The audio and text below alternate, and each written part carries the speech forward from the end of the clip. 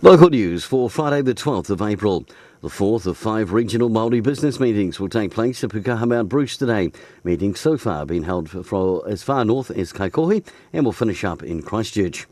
Nominations for the annual Wairarapa Times 8 Sports Awards close today, so if you wish to nominate, you can do so via today's newspaper.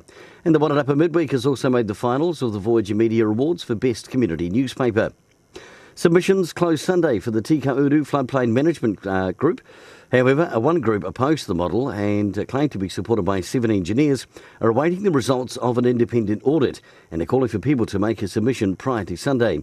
They're set to meet with iwi and council later next week. And in Sport 2, round 2 of the Club Rugby Comp tomorrow, we'll see Gladstone looking for win number 2 as they take on East Coast. Marist will celebrate Old Timers Day playing Carterton.